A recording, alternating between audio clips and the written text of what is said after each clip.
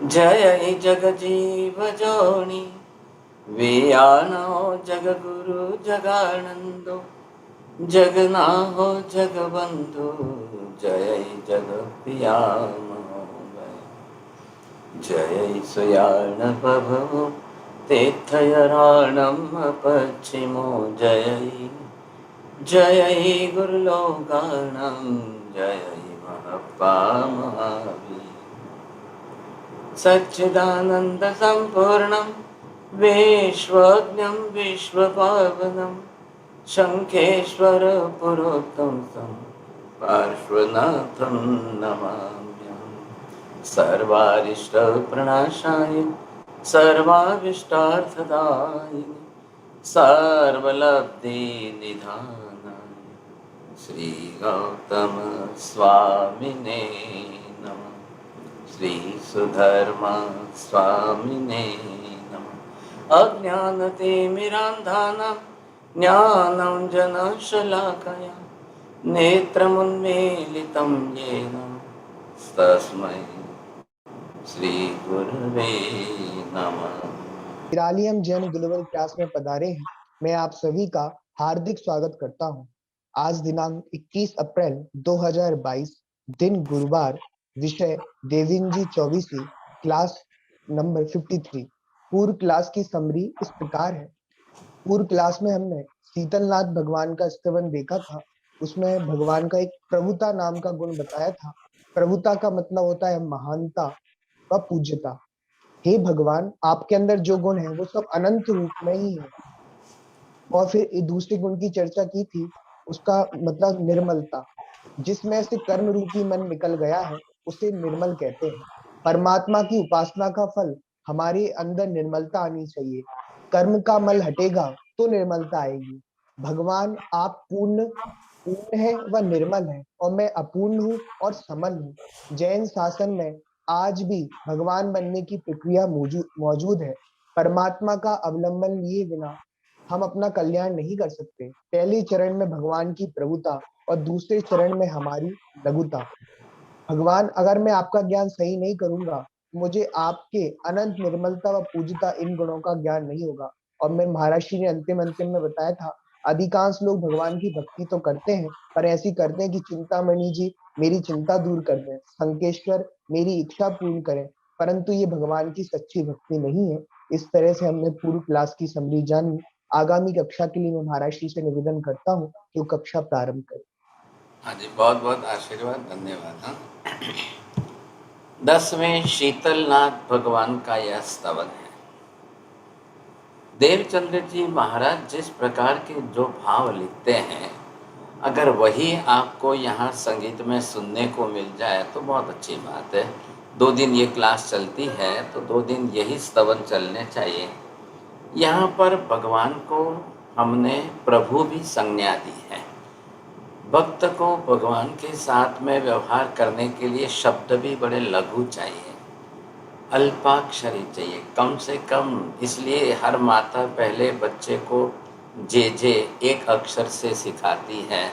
अभी बच्चा छोटा है, नादान है, तो एक एक अक्षर ही सीखेगा। इसलिए अब यहाँ पर भी क्या है कि भगवान को किस स्वरूप में हम पहचानें। अब भगवान के गुण, भगवान के गुणों का स्वरूप, भगवान के गुणों का विस्तार, परमात्मा की जो प्रभुता है, अब वो कितनी व्यापक है, कितनी विशाल है, ये समझना है। सबसे बड़ी बात यहाँ पर है कि यहाँ पर प्रभु की प्रभुता अर्थात भगवान के गुणों की व्यापकता, ये बात आई।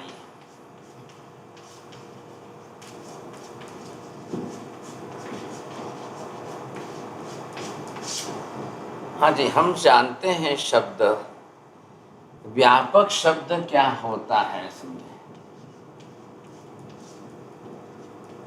तो व्यापक शब्द का अर्थ जो है बहुत विस्तार जो होता है। अब यहाँ पर आप देखिए, एक तरफ जो जैन धर्म है और दूसरी तरफ दुनिया के अन्य धर्म है। अब अन्य में मुख्य तो जो इस समय ब्रह्मा विष्णु को मानने वाले हिंदू धर्म के अंदर, अब उन्होंने भी अपने भगवान को व्यापक कहा है, जैनों ने भी व्यापक शब्द का उपयोग किया, लेकिन जैनों ने व्यापक किस रूप से किया है? गुणों से व्यापक। और यहाँ वैदिक दर्शन के अंदर ब्रह्मा को जो है देह से व्यापक, ईश्वर स्वरूप से ही व्यापक कहा है।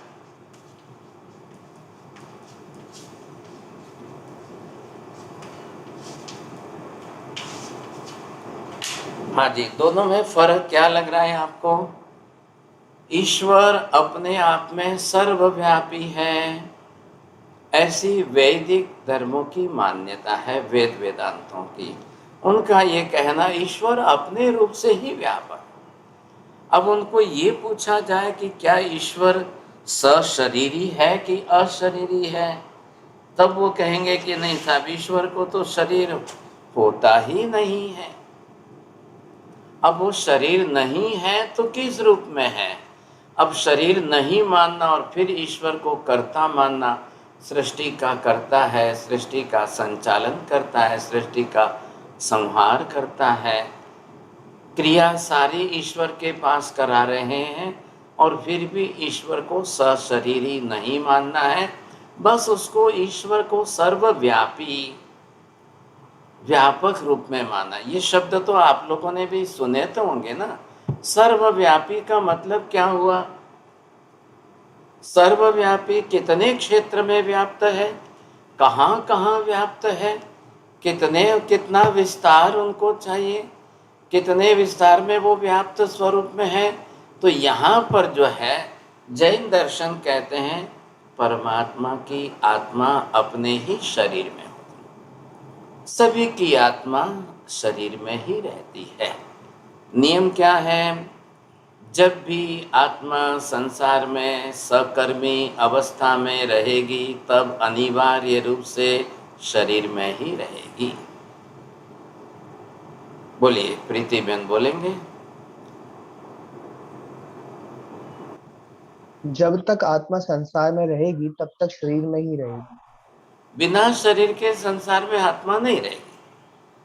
चलो ठीक है, अब शरीर छोड़ करके आत्मा मोक्ष में चली गई, तो मोक्ष में चली गई तो वहां पर भी आत्मा अपने प्रदेशों को फैला करके सर्वव्यापी बन करके नहीं रहती है। ये दोनों बात हमको समझनी जरूरी है, इसलिए दोनों तरफ से हमको ये ख्याल आ जाएगा। अब आप जिस तरह से समझते हो, तो यहाँ पर ये जो हम मोक्ष का स्वरूप देखते हैं, तो जब यहाँ पर हमारी आत्मा है, अब यहाँ पर है, यहाँ पर है, जहाँ भी कहीं है, तब वो सशरीरी अवस्था में ही है, कोई सर्वव्यापी नहीं है अपने अपने शरीर में। अब जहाँ जिस प्रकार का जैसा शरीर मिला उसके कर्मानुसार उसी में रहेगी। अब ये आत्मा यहाँ से संसार शरीर छोड़ करके जब मोक्ष में चली जाए तो वहाँ पर भी उसको अपने शरीर की अवगाहना के 1/3 भाग कम करके जाना है और 2 भाग तृतीयांश में ही वहाँ पर रहना है। तो वो भी सर्वव्यापी नहीं हुई। आकाश कितना व्यापक है, क्षेत्र कितना व्यापक है। तो जैन धर्म अपनी तरफ से कह रहा है कि भगवान गुण से व्यापी। इधर देखिए आप, यहाँ पर जो है अरिहंत परमात्मा, अब ये अगर सशरीरी है और केवल ज्ञान हो चुका है, अब अपने केवल ज्ञान से ये सर्वव्यापी, केवल ज्ञान केवल दर्शन से सर्वव्यापी है, रहती शरीर में ही है, लेकिन ज्ञान दर्शन आदि गुणों से सर्वव्यापी। यही आत्मा मोक्ष में जाकर सिद्ध बन गई, वहां से भी वो सर्वव्यापी स्वरूप में ही सबको, संपूर्ण लोक को, संपूर्ण लोक में रहे हुए अनंत ज्ञेय पदार्थों को बरोबर जानती है, बरोबर देखती है। द्रव्य से तो आत्मा अपने स्थान पर स्थिर है, केवल ज्ञान दर्शन से व्यापक होकर सर्वव्यापी बन। वैदिक दर्शन ने वेद वेदांतों के अनुसार अपने धर्म हिंदू धर्म में क्या कहा? ईश्वर सर्वव्यापी है, वो सब जगह पर है, उसी का अंश सब में है। फर्क ख्याल आ गया आपको? ये अपने द्रव्य स्वरूप से ही ईश्वर को सर्वव्यापी मान रहे हैं। जैन दर्शन ने गुण स्वरूप से व्यापी। तो ये जो शब्द है, शीतल जिनपति प्रभुता प्रभुनी मुझती कही न जाए, परमात्मा की ये जो प्रभुता है, ख्याल है, ये कितनी व्यापक है, कितनी विस्तार वाली है, कहाँ कहाँ पर है ये। अब इतनी बड़ी व्यापकता विशालता जो है, उसके अर्थ को हम कैसे समझें साहब? दो चार गाथाओं के अंदर उपमा दे करके, दूसरे आदर्श निमित्तों को बता करके भी इस व्यापकता का अर्थ बैठा करके बता रहे हैं। तो ये जो है परमात्मा के जो भी गुण हैं वो किस प्रकार से हैं, गुण कितने प्रमाण में फैले हुए हैं, गुणों का प्रमाण कितना है, अनंतता, निर्मलता, पूर्णता। भगवान के गुणों में जब देखेंगे तो सभी गुण अनंत प्रमाण में, निर्मलता भी अनंत प्रमाण में, पूर्णता, पूर्ण उसी को कहते हैं जब अनंत स्वरूप में प्रकट हो जाए वही पूर्ण है। अनंत स्वरूप में प्रकट नहीं हुआ तो पूर्ण नहीं है। ये विशेषता यहाँ पर भी बैठाई गई है। अब आप देख लीजिए कि भगवान प्रभु बनाए, प्रभु मतलब प्रभुता, भगवान की प्रभुता कितनी व्यापक है, कितनी विशाल है, विस्तार कितना है, समझें। तो जब परमात्मा का केवल ज्ञान, केवल दर्शन, वीतरागता, अनंत दान, अनंत लाभ, अनंत भोग, अनंत भोग, ये सारे गुण जब प्रकट हो जाते हैं, उन गुणों से प्रभु प्रकट व्यापक बनते हैं। ये आप अर्थ समझना है। दूसरी गाथा में देखिए, चरम जलधि जलमीणे अंजलि गति जी पे अतिवाय जी, सर्व आकाश ओलंगे चरणे प्रभु पण प्रभुता न कणाए जी। अब यहाँ पर आकाश प्रदेश कितना है, कितने क्षेत्र में है, इन सब की व्यापकता कितनी बैठेगी। अब ये देख लीजिए कि ये है पूर्ण आकाश है, और इतने बड़े आकाश के अंदर लोक क्षेत्र तो इतना ही है। तो यहाँ का अंदर का आकाश जो है ये लोकाकाश हो गया, ये बाहर का अलोकाकाश हो गया।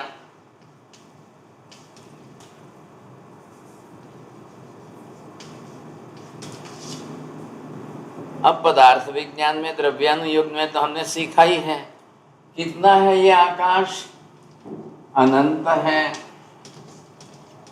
कितने हैं प्रदेश इसके, ये प्रदेश सारे अनंत है।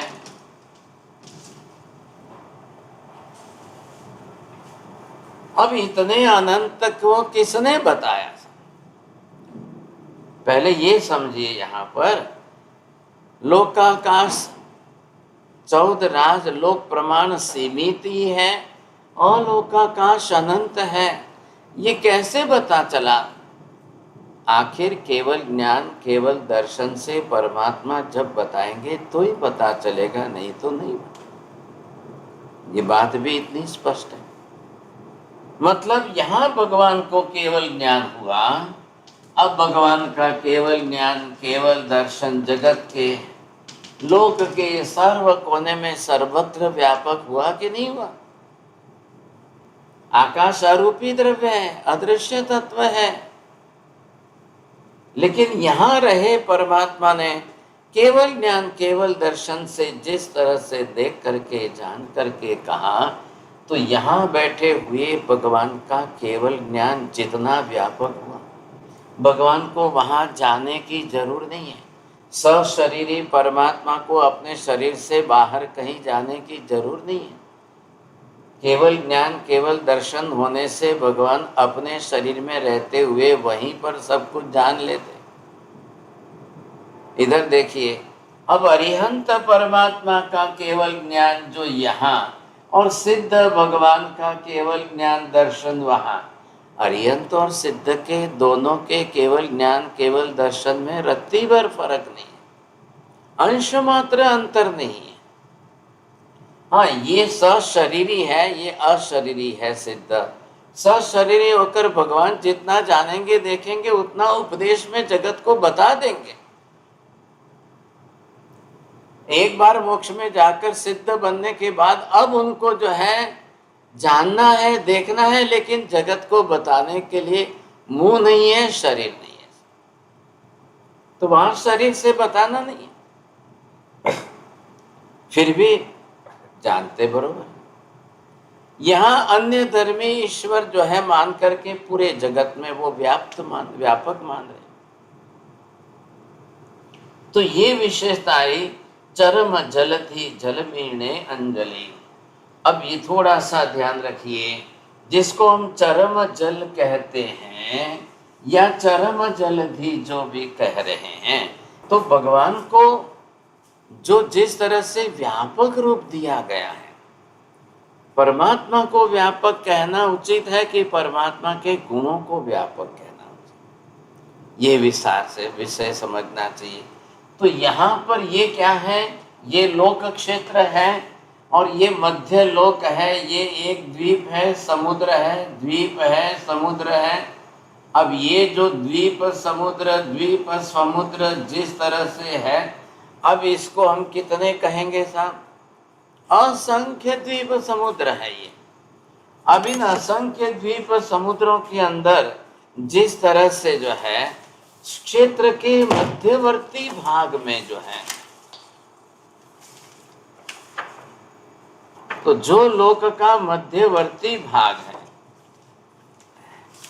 कल दिखाया था मैंने आपको, तो ये है पूरे लोक क्षेत्र की बात आ रहे ख्याल में आपको। ये 14 राज लोक है और इतने बड़े लोक क्षेत्र के अंदर जहां मध्यवर्ती लोक जो आया है, जहां ये बीच में आपको मेरु पर्वत दिख रहा है, मेरु पर्वत बीच में केंद्र में, और उसके चारों तरफ गोल गोल वलयाकार जो किए हुए, ये असंख्य द्वीप समुद्र है। अब इन असंख्य द्वीप समुद्रों के अंदर इस प्रकार की व्यवस्था है, इस तरह से असंख्य द्वीप समुद्र जो बताए गए। आप ध्यान से देखिए, ब्लू कलर का चारों तरफ जो है वो है समुद्र, पानी है और बीच में द्वीप है, लेकिन वलयाकार है बिल्कुल, जो है अपनी तरफ से एक के पीछे एक के बाद एक, एक के बाद एक। तो केंद्र में जहाँ सबसे बीच में जो है वो जम्बू द्वीप, उसके बाद में लवण समुद्र, फिर धातकी खंड, फिर कालोदधी समुद्र।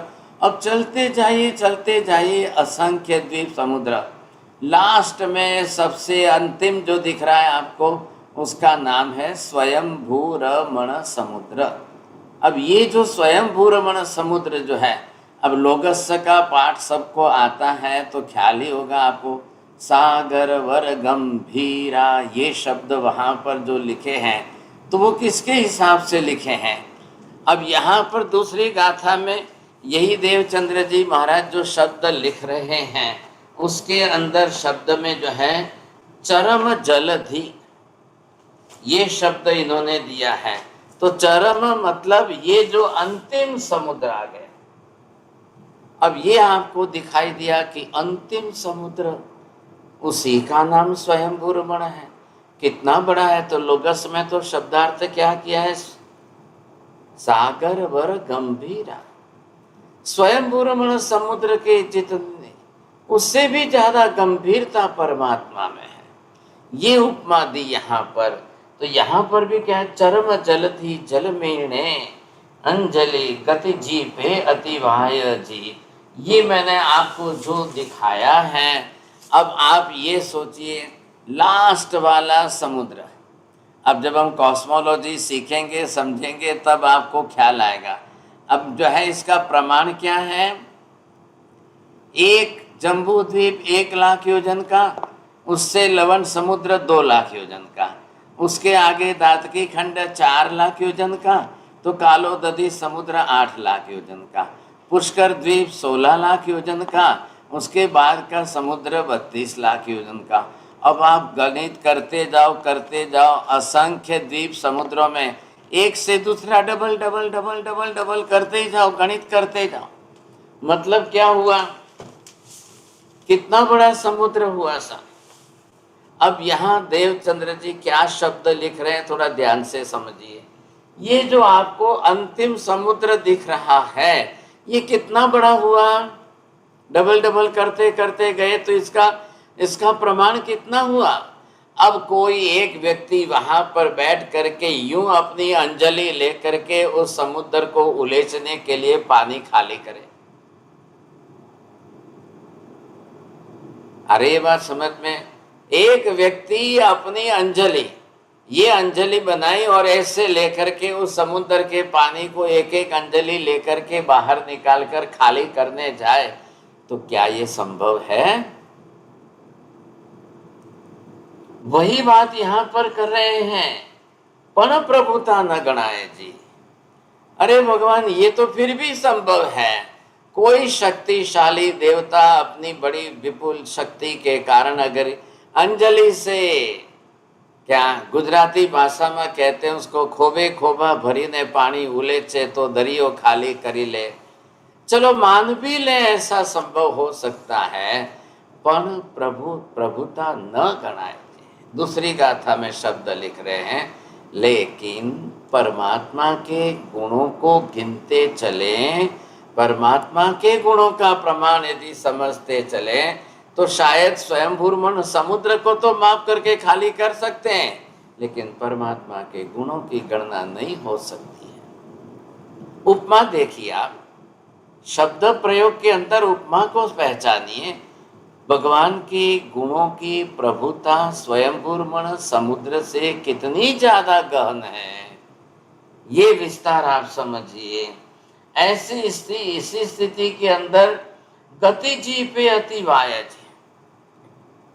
मान लो कोई बहुत बड़ा स्टॉर्म आ जाए, आंधी तूफान आ जाए, और इतने बड़े सामने आंधी तूफान के सामने भी कोई भी व्यक्ति जो है अपनी तरह से प्रचंड वायु के वेग से वो भी सामने चल करके भी वो लोग उस स्वरूप को जीत सकता है। लेकिन भगवान, आपके गुणों को गिन करके जीतना मुश्किल है। तीसरी उपमा देखिए आप, सर्व आकाश ओलंगे चरणे। अब इधर ये आपको आकाश दिख रहा है, इधर बाहर का आकाश दिख रहा है। अब कोई अपने पैदल चलते चलते एक एक कदम से आकाश को मापने लगे, तो क्या 14 राज लोग को पैदल चलकर माप करके आप अंतिम किनारे तक जा सकते हो, माप सकते हो। अरे ये बात समझ में। तीसरी उपमा को समझिए, एक व्यक्ति अगर यहां से चल करके यहां तक जाए, एक व्यक्ति यहां से चलकर संपूर्ण आकाश को मापने की कोशिश करे, और वो भी अपने चरणों से पैदल चल करके मापने की कोशिश करे, इज इट पॉसिबल। क्या आपको लग रहा है कि संभव हो सकता है। फिर भी कह रहते हैं कि सर्व आकाश ओलंगे चरणे, पण प्रभुता न गणाए। ये भी पॉसिबल हो सकता है, कोई पैदल चल करके अपने पैरों से आकाश को मापे, वो भी पॉसिबल है।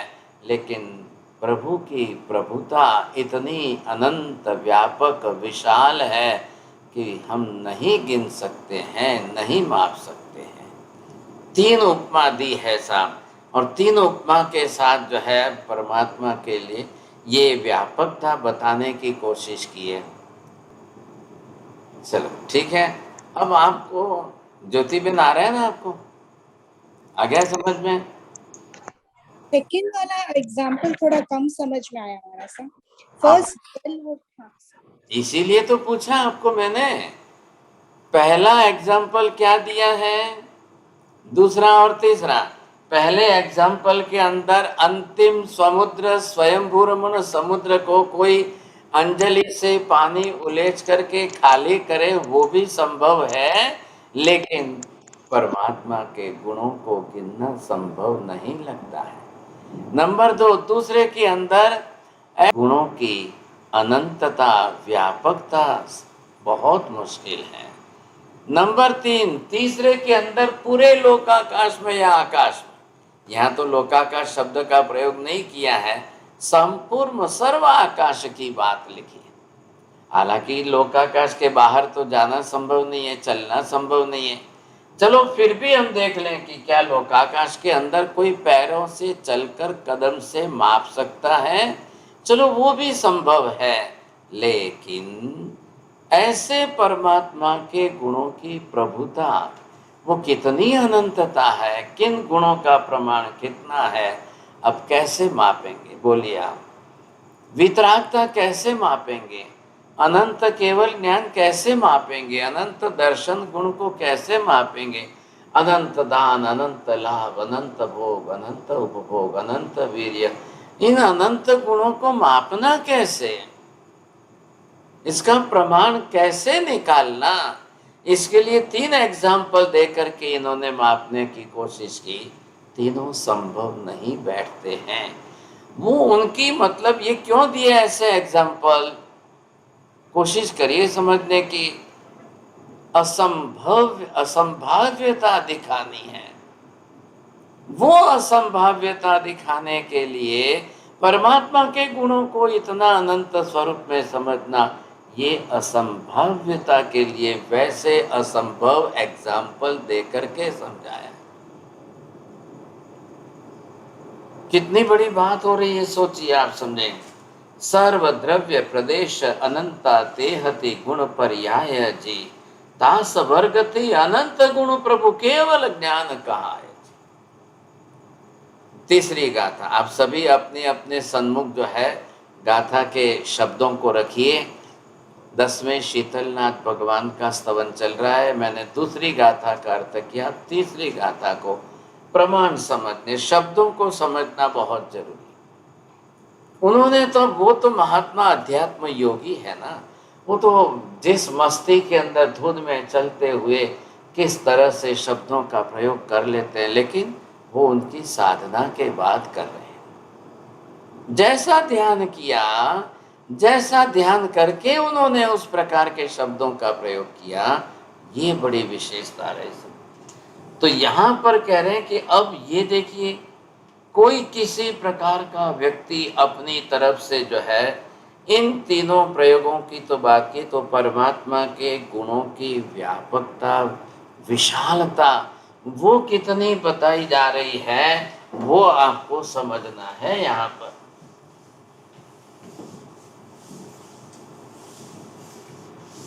अब ये व्यापकता, विशालता किसकी है? अब जगत के अंदर द्रव्य स्वरूप में पदार्थों को देखिए। चलिए एक एक पदार्थ का विशेष रूप से वर्णन करने जाए। अब एक के बाद दूसरा, दूसरे के बाद तीसरा, अब क्रम लीजिए। नंबर 1, अब जगत में, संसार में द्रव्य अपनी तरफ से कितने हैं?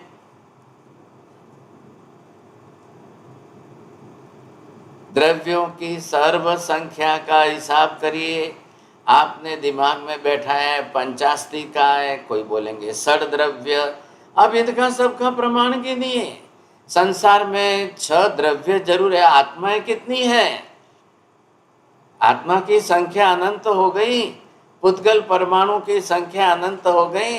आपने सामूहिक संज्ञा का जातिवाचक शब्द दिया है, जीव या आत्मा, तो आप बोलेंगे एक द्रव्य।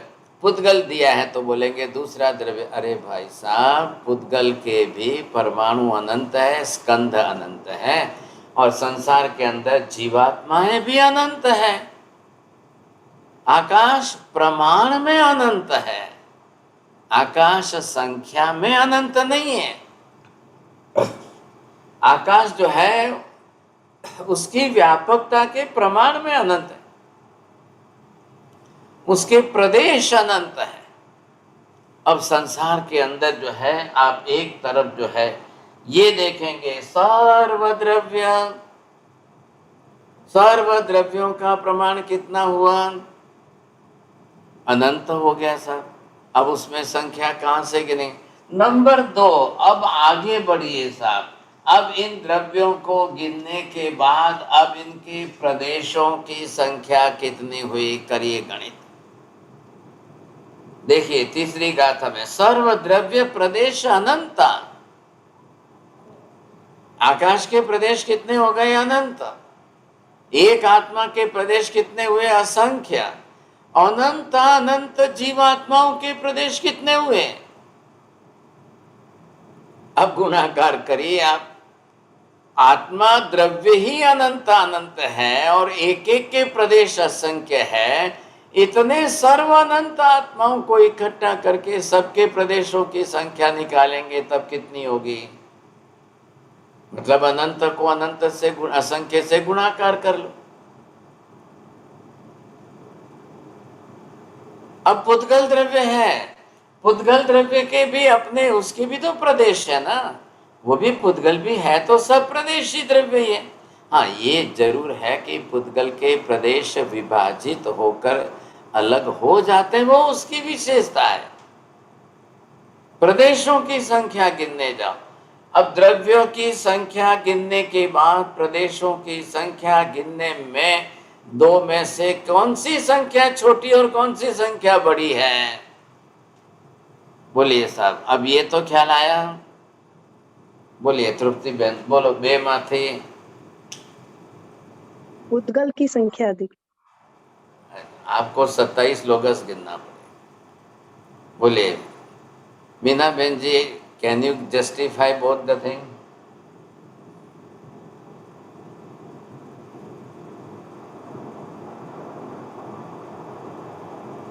चलो प्रवीण भाई बोलिए, चंद्रेश भाई प्रॉपर आंसर हो तो बोल दो। प्रदेश की संख्या असंख्य है। चलो 27 लोगस गिना। अब मैंने क्या बताया आप समझ रहे हैं ध्यान से। द्रव्यों कितने हो गए, आकाश, आकाश एक द्रव्य, धर्मास्थि का धर्मास्थि हो गए, लेकिन आत्मा की संख्या द्रव्यों की कितनी, अनंत हो गई। पुद्गल द्रव्यों की संख्या कितने, परमाणु कितने हो गए, अनंत हो गए। वर्गणा में कितने आए। अब ये अनंतता और इसके बाद में सेकंड स्टेज का अनंतता। अब ये अनंतता आपको कितना लग रहा है और इससे ये अनंतता अनंत कितना बड़ा हो गया।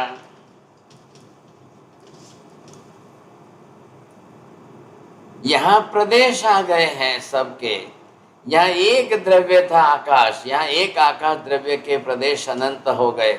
यहाँ पर आप देख रहे थे कितनी द्रव्यभूत संख्या थी और यहाँ उसके प्रदेशों की संख्या अनंता अनंत हो गई। अब इसके बाद लीजिए साहब आगे के चरण देखिए। तेह थे गुण पर्याय जी। नंबर 3, अब तीसरे स्टेज पर आए। अब आप यहाँ पर देखिए गुण। आत्मा एक, गुण कितने, अनंत। ये यहाँ पर हमने देखा कि नहीं, इसमें द्रव्य गिने, इसमें प्रदेश गिने, इसमें गुण गिनना है। अब गुण का प्रमाण किस तरह से, ये हो गया आत्मा द्रव्य का स्वरूप। अब ये उसके प्रदेश हो गए। अब ये आत्मा के प्रदेश इधर देखिए आप। एक प्रदेश में यहाँ पर ज्ञान कितना है, दर्शन कितना है, चारित्र कितना है, वितरागता कितनी है। एक एक प्रदेश में गुण का प्रमाण कितना हो गया, अनंत। एक प्रदेश हुआ, इसमें केवल ज्ञान अनंत है। दूसरे प्रदेश में केवल ज्ञान अनंत है। तीसरे प्रदेश में केवल ज्ञान अनंत है। आत्मा के प्रदेश असंख्य हो गए। एक एक प्रदेश में अनंत प्रमाण में केवल ज्ञान, अनंत प्रमाण में केवल दर्शन है। तो असंख्य प्रदेशों में कितना हो गया। यहाँ दूसरे में तो हमने खाली प्रदेशों की संख्या गिनी थी, पहले में हमने मात्र द्रव्यों की संख्या गिनी थी।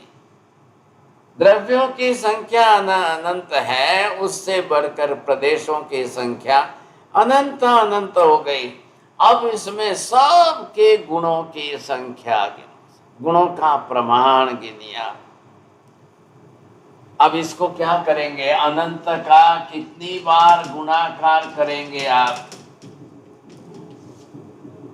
ये आपको समझना। अनंत का गुणाकार कितनी बार करेंगे हम? भले निगोद में है, निगोद में जीव अनंत है, एक निगोद के गोले में अनंत है, ऐसे असंख्य गोलों में जीवों की संख्या कितनी हुई? और प्रत्येक जीव असंख्य प्रदेशी है। प्रत्येक आत्मा निगोद के गोले में बैठा है तो भी वहां पर प्रदेशों की संख्या में कोई कमी ज्यादा नहीं। एक भी प्रदेश किसी का कम नहीं, एक भी प्रदेश किसी का ज्यादा नहीं, इतने ही प्रमाण में। अब आप सोच लीजिए, समझेंगे तो इतने अनंत अनंत आत्मा हो गए। मोक्ष में कितनी आत्मा है, निगोद में कितनी आत्मा है, संसार के व्यवहार में कितनी आत्मा है, 84 लाख में। तो ये जितनी आत्माएं, सबके गुण और सबके अंदर प्रदेशों में सत्तागत गुण वहां पर सब प्रमाण में है। ये विशेषता है। अब इसी तरह से हमने सबके गुणों को देख लो। आकाश के प्रदेश कितने हैं? आकाश के प्रदेशों में से एक भी प्रदेश बिना गुण वाला है क्या? चाहे वो लोक के अंदर है कि चाहे लोक के बाहर है, उससे कोई फर्क नहीं पड़ता है। लोकाकाश हो या अलोकाकाश का प्रदेश हो, गुण में क्या फर्क पड़ेगा? गुण के अस्तित्व में क्या फर्क पड़ेगा? लोकाकाश के अंदर के प्रदेश। अब ये जो बनाया आपको दिखाया था मैंने, तो यहां पर आपने ये क्या देखा है? ये लोकाकाश के अंदर का। अब यहां पर भी आकाश द्रव्य के गुण का प्रदेश में गुण तो है ही कि नहीं है? पूरी तरह से है। अब इसी को अगर हम ये समझें, ये बाहर का, तो ये अलोकाकाश का बाहर का प्रमाण है। तो इसके अंदर भी आकाश का गुण जो है वो बाहर के प्रदेश में और अंदर के प्रदेश में क्या कम ज्यादा है? किसी भी द्रव्य के अंदर जो गुण होता है वो उसके सर्व प्रदेश में व्याप्त होता है। आ रहा है आपको ख्याल में? नियम क्या है? बोलिए योगी बहन, अब तो ख्याल आया, ध्यान में है?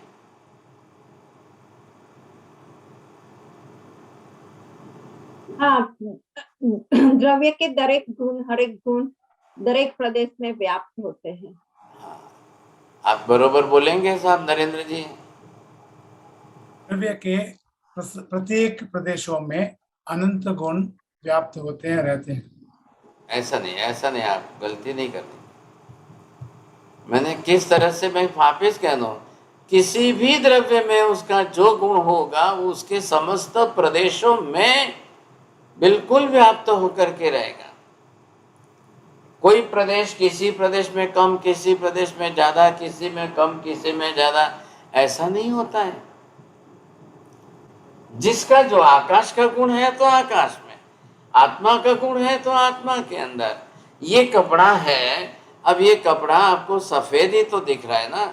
अब आपको बताइए कि इस प्रदेश के, इस कपड़े के वस्त्र के अंदर जितने प्रदेश जो भी दिखाई दे रहे हैं, इन सब प्रदेशों के अंदर व्हाइटनेस, सफेदी है कि नहीं है साहब? अब इधर कम है, इधर ज्यादा है, इधर कम है, इधर ज्यादा है, ऐसा नहीं है। आत्मा के अंदर यहाँ गुण ज्यादा है, यहाँ गुण कम है, इधर गुण ज्यादा है, इधर गुण कम है। आकाश में इधर जो है कुछ भी नहीं, ऐसा नहीं होता है। जो गुण है वो गुण उस द्रव्य के सर्व प्रदेश में समान रूप से व्यापक रहता है। ये शब्द बोलिए नरेंद्र जी।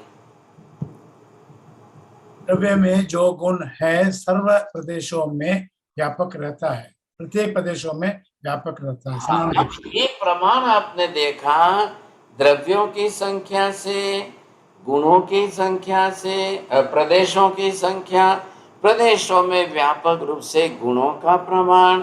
अब गुणों की बात उन्होंने चौथा शब्द तेहति गुण पर्याय जी। अब गुणों के पर्याय कितने आप देखिए।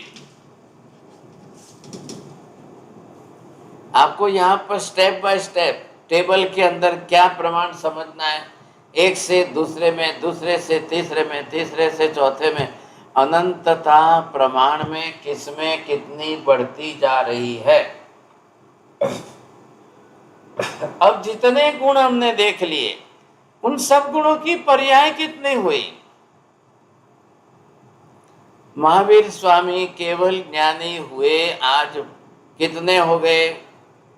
2600 बरस हो गए।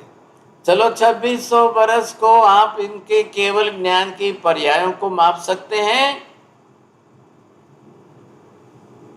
ध्यान से सुनिए, मैंने क्या कहा। महावीर स्वामी को हम केवल ज्ञानी, तो हमने 2600 बरस किसके मापे हैं? इतिहास के मापे। इतिहास के हिसाब से अब उनके इतिहास के कब केवल ज्ञानी हुए, तब से लेकर आज दिन तक हमारे तक जो है कितने बरस बीते, उतने बीते हुए वर्षों के हिसाब से हमने उनकी गणना की। लेकिन ये कोई महावीर स्वामी को मापने का हिसाब नहीं है, ये तो काल का इतिहास है। इतिहास को काल से मापा है हमने, क्योंकि इतिहास का मुख्य आधार तो भूतकाल पर ही होता है ना। अब आइए इस बात को समझिए। महावीर स्वामी को केवल ज्ञान होकर इतने वर्षों में उनके केवल ज्ञान के अंदर जिन ज्ञेय पदार्थों को जानने का, देखने की पर्याय कितनी बदली। आदिनाथ भगवान को केवल ज्ञान हुआ। आदिनाथ भगवान कितने बरस तक केवली पर्याय में रहे? 1,00,000 पूर्व तक। 1,00,000 पूर्व तक केवल ज्ञानी, केवल दर्शनी रहने के बाद उनका निर्वाण होकर वो मोक्ष में चले गए। तो भगवान यहाँ पर शरीर में थे तब, और शरीर छोड़ करके मोक्ष में चले गए, तो उनके केवल ज्ञान, केवल दर्शन में क्या फर्क पड़ा? बोले अमन जी, क्या फर्क पड़ा? हाँ, तो ये आपको ख्याल हो गया कि भगवान सशरीरी होते हैं और केवल ज्ञान दर्शन होता है, और शरीर छोड़कर मोक्ष में चले जाते हैं तो केवल ज्ञान, केवल दर्शन में कोई फर्क पड़ता ही नहीं है। शरीर में है और तब केवल ज्ञान दर्शन हुआ तो वो कम रहता है, और मोक्ष में चले गए तो बढ़ जाता है। ऐसा कुछ भी नहीं है। तो यहाँ पर भी भगवान जिस तरह से केवली रूप में थे और मोक्ष में जाने के बाद भी, अब उस केवल ज्ञान, केवल दर्शन में जगत के ज्ञेय पदार्थों को जानने, देखने की पर्याय कितनी बदली। ये पर्याय, गुण के बाद उनकी पर्याय आए।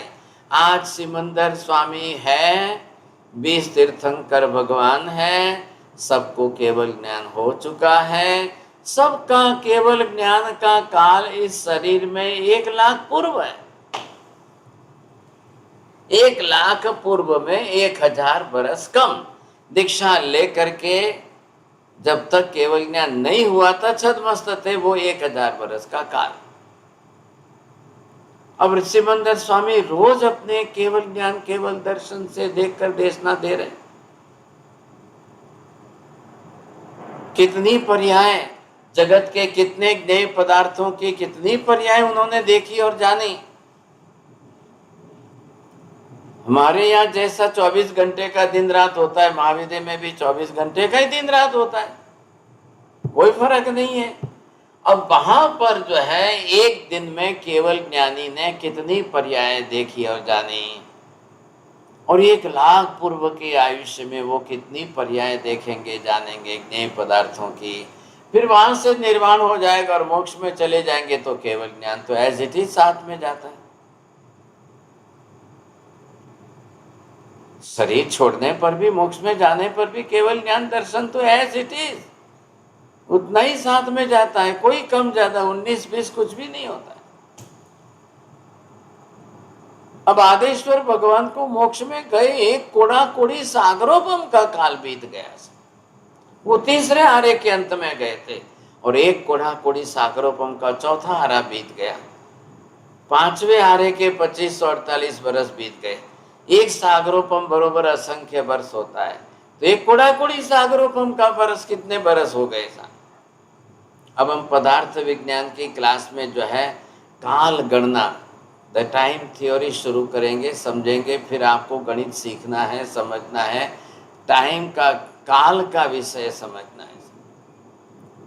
अब वो आदेश्वर भगवान सिद्ध अवस्था में, मोक्ष में है। अब वो वहां से केवल ज्ञान, केवल दर्शन से 14 राजलोक के समस्त द्रव्य पदार्थों को जान रहे, देख रहे हैं, और उनके अंदर ज्ञान दर्शन के पर्याय बदलती बदलती बदलती जा रही है। वो कितनी हो गई साहब? अरे ये बात समझ में, यहाँ पर जितना हमने जितनी बार अनंत का गुणाकार किया था, अब इधर भी आप अनंत का गुणाकार करते ही जाइए, करते ही जाइए, करते ही जाइए। आप कितना करेंगे? एक लाइन अभी तो हुई, या तीसरी गाथा की एक लाइन देखिए, सर्व द्रव्य प्रदेश अनंता तेह थे गुण पर्याय। हे भगवान, द्रव्य कितने अनंत हुए संख्या में और प्रमाण में, प्रदेश कितने, सब द्रव्यों के प्रदेश अनंत अनंत हो गए, उनके सबके गुण कितने हुए, अनंत अनंत हो गए, उन गुणों की पर्याय कितनी हुई, अनंत अनंत हो गई। अब यहाँ पर कह रहे हैं कि हे भगवान, इतने तास वर्ग थे अनंत गण प्रभु केवल ज्ञान कहाय जी। अब इन सब का जितना प्रमाण हुआ है, अब इन सब का प्रमाण जितना हुआ, उससे ज्यादा तो भगवान केवल ज्ञान का प्रमाण।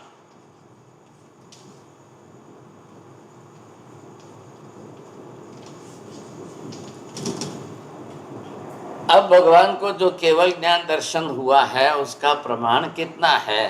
तास वर्ग थे अनंत गणो प्रभु, इन सब से अनंत गुना। अब भगवान को केवल ज्ञान, केवल दर्शन हुआ है, वो कैसे मापना, कैसे? तास वर्ग थे अनंत गणु प्रभु केवल ज्ञान कहाय जी। कैसे समझना?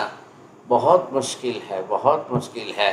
धन्यवाद है इनको, देवचंद्र जी महाराज को, हमारी बुद्धि में उतारने के लिए इतना भी अर्थ वो लिख रहे हैं। परमात्मा के केवल ज्ञान के अब इतनी पर्याय समझना, इतनी बड़ी बात जो है वो लिख रहे हैं। अब वो एक एक लाइन समझनी बहुत मुश्किल हो जाती है। वहाँ तक मैं आपको, बुद्धि को वहाँ तक ले जाता हूँ, आप उसका कैलकुलेशन कर सको, गणित बैठा सको। अब समझिए कि भगवान के केवल ज्ञान दर्शन से व्यापकता, विशालता कितनी बड़ी आ रही है। ये शब्द किसका चल रहा है? प्रभुता। हे भगवान, आप किस तरह से गुणों से व्यापक हो?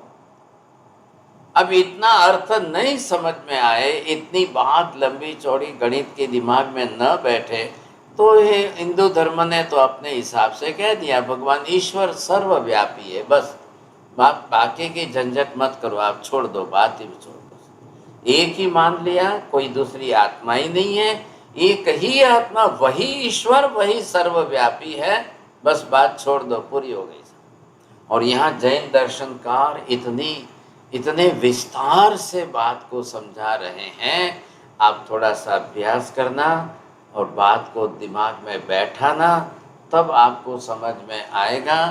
ख्याल है कि नहीं? थोड़ी सी दोबारा, थोड़ी दूसरी बार, तीसरी बार फिर सुन लेना, तब जा कर के आपको समझ में आएगा। हाँ जी, चलिए, 2 गाथा करते तो टाइम पूरा हो जाता है, समय बीत जाता है। जिनको प्रश्न पूछना है पूछिए सर। क्वेश्चन नहीं है, मगर इतना वंडर लगता है कि एक एक प्रदेश में अनंत गुण होते हैं, फिर भी अपने आप में रहते हैं, मिक्स नहीं होते हैं। बिल्कुल वंडर लगता है। हाँ, तो मिक्स होने का नहीं, मिक्स तो है सब। आत्मा के इस प्रदेश में आपने ये देखा, मैंने पहले भी समझाया था, यहाँ केवल ज्ञान भी है, केवल दर्शन भी है, वितरागता भी है, क्योंकि आवरणीय कर्म तो नष्ट हो गया। अब जब आवरणीय कर्म नहीं है, तब ये गुण अनंत रूप में प्रकट हो गए। मैंने आपको एग्जाम्पल दिया, ये कपड़े की वाइटनेस इधर है, इधर है, इधर है, ईच एंड एवरी थ्रेड्स, अब ये उसके जो भी है सब में एक समान है, तो आत्मा के प्रदेशों में क्यों नहीं? अब सोच लो, चलो, सिद्ध शिला पर इस समय कितनी आत्माएं हैं? मोक्ष में सिद्ध शिला पर इस समय अनंत आत्माएं हैं। अनंत आत्मा के प्रदेश कितने हुए? एक आत्मा के असंख्य, तो अनंत के अनंत को असंख्य से गुणाकार करिए। अब सबके एक एक प्रदेश में केवल ज्ञान, केवल दर्शन अनंत आए, करो हिसाब। हमारी बुद्धि वहां तक पहुंचती नहीं है, हम कैलकुलेशन करके वहां तक नहीं। ये है परमात्मा के गुणों की प्रभुता, और यही हमारे आत्मा के गुणों की स्थिति है। बस हमारे गुण अभी तक आवरणीय कर्म से दबे हुए, प्रकट नहीं हुए, बात इतनी सी। बोलिए मीना बहन जी। हाँ Maharaj, when you compared the Prabhu's Vyapakta, in the one was compared with the Samudra, that when you try to unload it with your fistful, and the third one was with the how you could walk from the Lokakash from one place where if you could count that. So right. what was the second comparison? Second one is this: if the storm is coming, the storm is coming, the whole of the all the type of air you see, and you can just count it by your back. Oh, That okay. is also one type of second. So you can, that is also possible, but this is not the possible. भगवान के गुणों को गिनना ये possible नहीं हो रहा है। Thank you. हाँ जी, बोलिए, और किसी को है प्रश्न? हाँ जी, आचल्य जी बोलिए। हाँ महाराज साहब, तो ये भी गुणों का टॉपिक लेके मेडिटेशन इस पर कर सकते हैं, राइट? हाँ, ये बात है। अब ये अगर अच्छी तरह से समझ में आ जाए आपको, और आप जिस दिन कर लोगे मेडिटेशन, उस दिन आप देवचंद्र जी महाराज के हार्ट को समझ लोगे। ये देवचंद्र जी महाराज ने ये मेडिटेशन किया है, तब तो इतने शब्दों में कंपैरेटिव शब्द लिख रहे हैं। यही तो विशेषता है। हम तो अभी बुद्धि लगा रहे हैं कि हम समझने की कोशिश करें। If it is totally beyond our intellectual level, if it is not possible to understand, then it is not possible to meditate. You see. लेकिन जो समझ जाए और वो अगर मेडिटेशन करने लग जाए कि भगवान के गुणों की व्यापकता कितनी है, कितनी बड़ी व्यापकता है, तो बहुत बड़ी बात हो जाएगी सर। आपको धन्यवाद, आप लोग जो है समझ सकते हो, यही बड़ी बात है।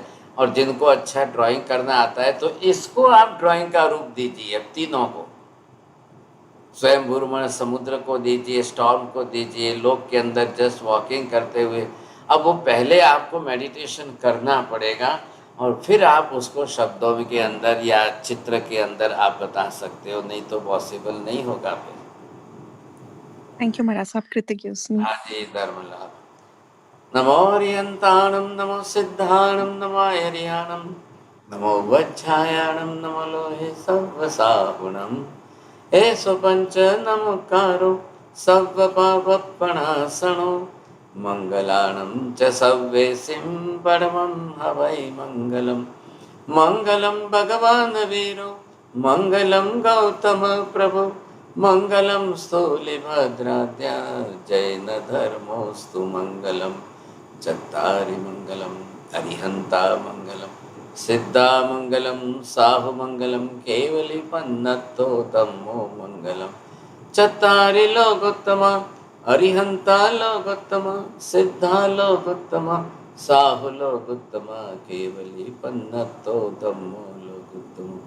चत्तारि शरणं पवजामि, अरिहन्ते शरणं पवजामि, सिद्धे शरणं पवजामि, साहु शरणं पवजामि, केवली पन्नत्तं धम्मं शरणं पवजामि।